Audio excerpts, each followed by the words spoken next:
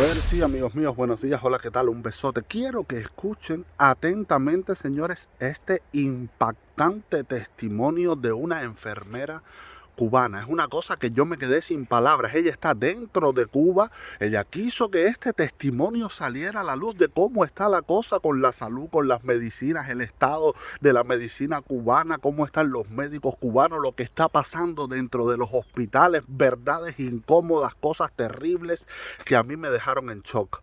Pero escúchenla. Escúchenla atentamente porque esto está muy fuerte. Ella hace además una convocatoria, hace una llamada a toda Cuba. Escuchen esto, señores, que está en peligro todas las familias cubanas, todos los cubanos. Escúchenla, escúchenla. Hoy quiero contarles sobre mi vida como trabajadora de la salud en Cuba. Muchos se van a ver reflejados en mí. Hace casi 30 años, ya hace más de 29 años que soy licenciada en enfermería. Puedo decirles que amo lo que hago, que me apasiona la enfermería, pero que muchos callamos por temor a que tomen represalias con nosotros, con nuestros familiares, sobre todo con nuestros hijos. Estoy cansada y ojalá muchos se cansen y hablen igual que yo, porque nosotros fuimos formados para curar, para sanar, o al menos para aliviar a la persona o al enfermo que ya no tiene cura. Fuimos formados para que nuestros pacientes reciban el tratamiento que llevan, y eso no es lo que está ocurriendo en estos momentos. Pero voy a empezar con lo que empieza todo el mundo también, comparando este momento de está viviendo nuestro país con el periodo especial. Yo viví el periodo especial como trabajadora ya de la salud, y es real que hubo carencias, es real. A veces faltaban antibióticos, a veces faltaban esteroides, algún que otro insumo, pero no demoraban mucho. Pero en aquel momento, Cuba era un país aislado del mundo. No teníamos, para nosotros lo que teníamos era lo que existía en el mundo. No conocíamos, pero lo que estamos viviendo en estos momentos es cruel. Es cruel para los pacientes, familiares, pero para nosotros como trabajadores, porque nosotros somos el eslabón más débil de la cadena, somos los que le damos la cara al pueblo, los que les ponemos el pecho, y aunque el pueblo sabe que nosotros no tenemos la culpa de las cosas que pasan y de las carencias que hay, somos los que recibimos los reproches. Ya han sido agredidos médicos, enfermeros, técnicos, sobre todo de laboratorio, de traumatología. Y es que es bien triste. Uno también tiene que ponerse en el lugar de ese pueblo que lleva a su familiar y confía en nosotros. Y es bien triste para uno cuando uno llegue con un familiar enfermo a un centro de salud y que el médico te diga lo que tú tienes y lo que debes, el medicamento que debes usar, pero que debes conseguirlo porque no lo hay ni siquiera en la farmacia. O si requieres de los cuidados de una institución hospitalaria, el médico indique y el enfermero tenga que decirle que no tiene jeringuilla, que no tiene bránula, que no tiene mocha, que no tiene equipos de venoclisis, que no tiene esparadrapo, que no tiene sonda Foley, que no hay bolsas para sangre, que no hay solución salina, que no hay Ringer lactato, que no hay manitol, que no hay destroza al 5%, que no hay catéter nasal de ningún tipo, que no hay sutura, que no hay guante. Y entonces los que nos dirigen nos dicen que eso no se lo podemos decir al pueblo, que no le podemos decir al pueblo no hay, que tenemos que buscar alternativas. Y estoy hablando para todos. Y muchos que me están escuchando deben tener conocimientos médicos o de enfermería o de algo de la salud. Y sí hay alternativas para algunas cosas. Si no hay jeringuillas desechables, mientras exista una de cristal, con eso trabajamos.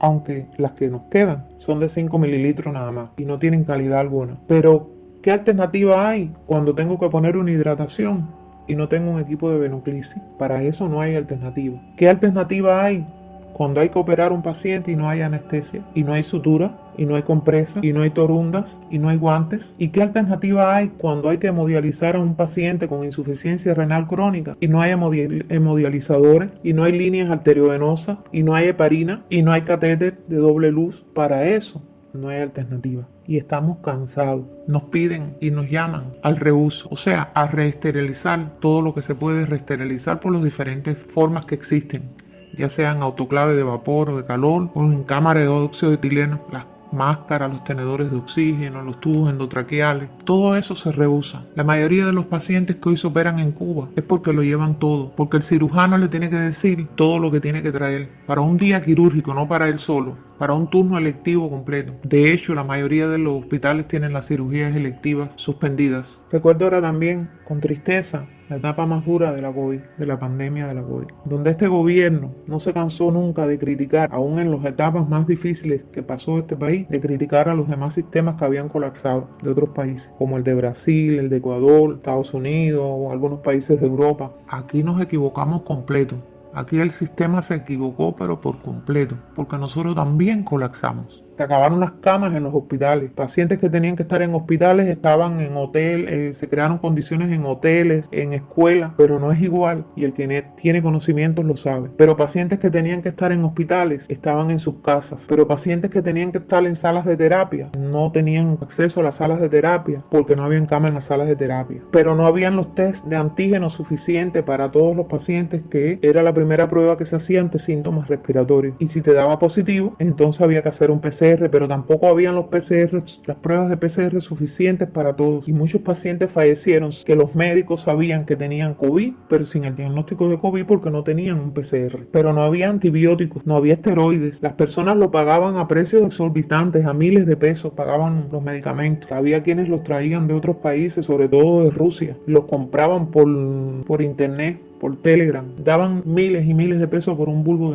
de un medicamento. Y lo digo con toda conciencia porque yo lo sufrí en carne propia. Y si pasó conmigo, que soy trabajadora de la salud, que dejaremos para los demás. Y no es que yo quisiera preferencias conmigo, porque creo que todos somos iguales y todos tenemos los mismos derechos. Pero yo tuve que suplicar, mi familia entera enfermó. Yo tuve que suplicar, que llorar. Me ayudaron con un solo PCR, que tuve que elegir a quién se lo hacía. Tristemente, cuando elegí, ya no era el momento ideal del PCR, porque ya el virus, el coronavirus, ya no estaba en vía respiratoria alta, sino en vía respiratoria baja. Y por supuesto, el diagnóstico fue negativo. Y por supuesto, no tuvo acceso al tratamiento contra la COVID. Pero cuando ya tuvo necesidad de oxígeno, de una sala de terapia, no habían camas y tuve que dejarlo en mi casa. Cuando ya me lo ingresaron en una sala de terapia, hizo falta un antibiótico y hubo que comprarlo. Miles de pesos hubo que dar por el tratamiento. Pero cuando ese tratamiento llegó, ya mi familiar había fallecido, había acabado de fallecer. Por eso la muerte de mis familiares y las de todos los cubanos que murieron por falta de oxígeno, no se los perdono nunca, porque muchos pacientes murieron también por falta de oxígeno, y eso dejó la vida de muchos profesionales de la salud, enfermeros y médicos, marcados para siempre, porque no hay cosa más triste y más dolorosa que ver fallecer a una persona con falta de aire, con disnea, y no tener la posibilidad de ponerle oxígeno. En las salas de terapia, 4 y 5 horas, pacientes ventilados sin oxígeno, que los médicos lloraban de dolor, porque muchos eran personas jóvenes, muchos jóvenes también. Y sí,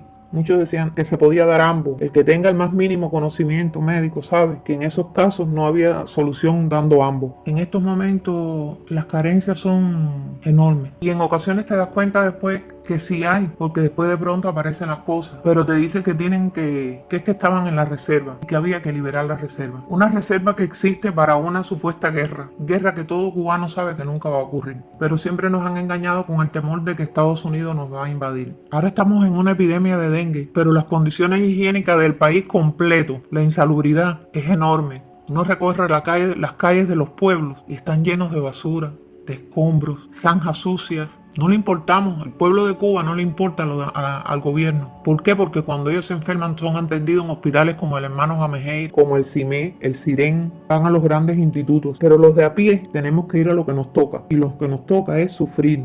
Los médicos no tienen cómo diagnosticar o cómo hacer el seguimiento para un paciente con dengue, porque no hay para hacer conteo de plaquetas, porque no hay para hacer leucograma, porque no hay para hacer hemoglobina, y así muchas cosas. Y sí, yo como licenciada en enfermería sé otras alternativas por las cuales se puede llegar a más o menos evaluar un paciente con dengue, pero no es lo ideal, no es lo ideal. Hace poco supe que muchos médicos tuvieron que rectificar certificados de defunción de la etapa esa crítica de la COVID, porque ellos ponían que habían fallecido por COVID los pacientes y no se podía poner, porque tampoco se puede poner en un certificado de defunción que falleció un paciente por diabetes mellitus, por asma bronquial, por cáncer cervicuterino. Este es un sistema fallido que vive de la mentira y que nos usa y después nos desecha. Tampoco tenemos derecho a ni siquiera sacar un pasaporte, o bueno, sí lo podemos sacar, pero ahora se vuelven más crudas las restricciones por la inmigración que ha habido. Hay que pedir permiso para poder sacar un pasaporte, un autorizo, desde que eres residente de una especialidad. Todos los médicos cuando se gradúen tienen que ser una especialidad según las necesidades de la provincia donde viven. Para certificar el título, tienes que estar trabajando con el gobierno. Si no, no tienes derecho, te lo invalidan, te lo inhabilitan. Y así es toda la vida de un trabajador de la salud en Cuba. Mi sentir es el sentir de muchos. Lo que pasa es que todos tenemos miedo. Nosotros tenemos miedo porque no queremos ser cómplices de la muerte de nadie. Eso nos tiene enfermos a todos. Muchos enfermeros no quieren seguir trabajando. Además, trabajando en condiciones muy malas, con equipos muy malo. El sistema de salud cubano está muy mal, funcionando muy mal. Los pacientes nos llevan las cosas para que nosotros se las pongamos. Los hospitales están en muy malas condiciones constructivas e higiénicas. Yo siempre he amado ir a donde trabajo y ya me cuesta levantarme para ir porque es doloroso también. Este es un país que vive de la mentira. Yo por lo menos estoy cansada. Y deberle no le debo nada de lo que soy. No tengo deudas con este gobierno. Porque hace muchos años pagué lo que soy. Pero lo que soy lo hubiera logrado en cualquier lugar. Y mis hijos también. Porque me he entregado en cuerpo y alma. He dado mi vida por mis pacientes. Me he entregado con amor a mi profesión. Espero que esto, mi testimonio, sirva para que se sumen muchos más y cuenten sus experiencias y que nos unamos en una sola voz. Eso por no hablar de todas las preocupaciones que tenemos por todas las carencias que hay en este país. Esos apagones interminables donde te pasas un día entero casi sin corriente, una noche sin dormir y te tienes que levantar y vas para el trabajo y uno va porque el que está allí en el trabajo también sufre los mismos apagones que tú. Pero ¿quién puede rendir bien de esa manera? Solo le pido a Dios que le dé a Cuba la oportunidad de vivir con dignidad, de tener un futuro diferente, que todos nos llenemos de valor y de una sola voz digamos basta, basta del abuso al que estamos siendo sometidos. Increíble. Esto no tiene palabras ya, esto no tiene nombre. Esto, señores, después de escuchar a esta mujer que está dentro de Cuba diciendo la verdad desde dentro de Cuba, desesperada, frustrada, dolida toda su vida, es una historia de vida lo que hay aquí detrás de estas palabras.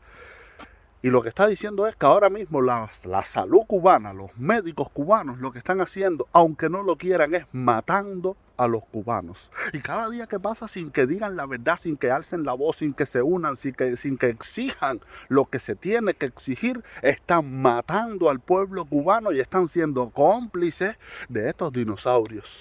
Terrible, esta mujer ha puesto todo sobre el tapete, médicos cubanos. Espero que le escuchen, espero que les toque el corazón por ustedes, por el pueblo, por el futuro, porque el día de mañana, el haber escondido toda esta falta de todo que está acabando con la familia cubana, ustedes van a ser los cómplices. La cosa así que la gente va a mirar con asco, con rabia, con de todo, porque se prestaron al jueguito en vez de decir no podemos salvar vidas, porque no tenemos los recursos, porque no tenemos absolutamente nada. Háganlo, escuchen a esta mujer. Nos vemos en el próximo video.